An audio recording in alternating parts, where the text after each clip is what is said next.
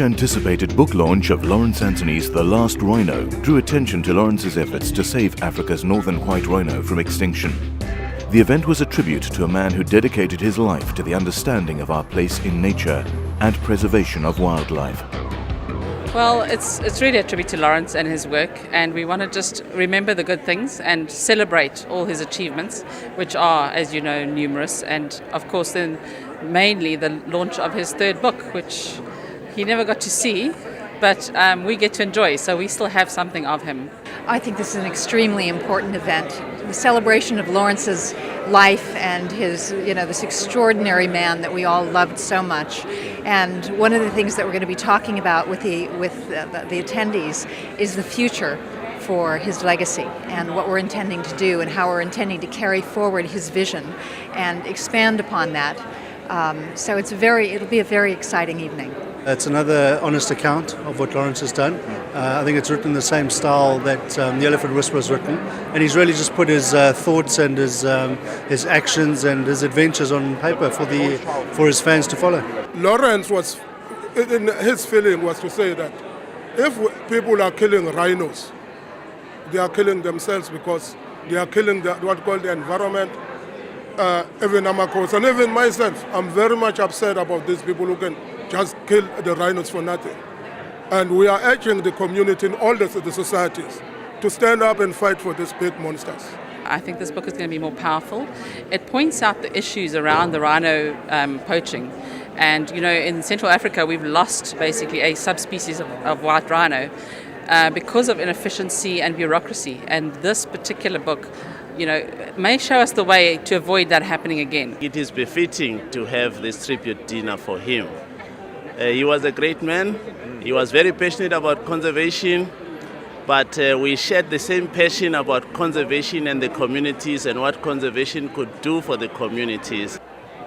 Tonight, we're here to celebrate his life. The dinner is a tribute. However, there will be moments tonight when you feel sad. There'll be moments tonight when you feel happy. Most important for many of us, we will have memories of Lawrence Anthony to live on forever.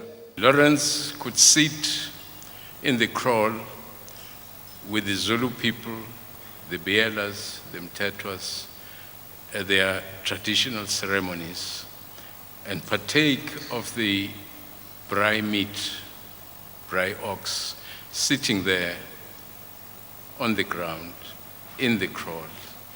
It was natural for him. And so the people learned to value the animals. And they no longer poached at Tula Tula. And if there was anyone who did, others would report that person. That was the gift of Lawrence. What was it about Lawrence that had such an incredible impact on people? So many people have said that just one conversation with Lawrence, or just reading one of his books, changed their life forever. His message resonated across every age group, across every walk of life, from Hollywood celebrities to Zulu chiefs, to senior United Nations and government officials, from sports superstars to industry and commerce magnates, to school children from both wealthy and poverty-stricken areas, to the common man and woman on the street. Lawrence's adventures were never for adventure alone.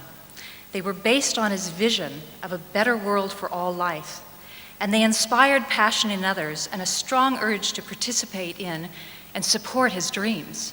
What better way to honor Lawrence's legacy than to spend some time talking about Lawrence's goals and purposes and the organization he put in place to achieve them.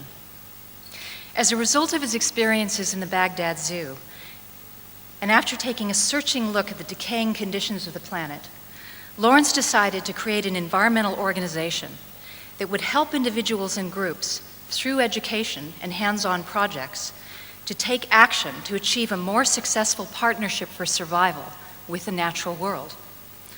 In Lawrence's third book, The Last Rhinos, he describes the world he feared would come to be if we do not bring mankind around to a saner regard for the life upon this planet.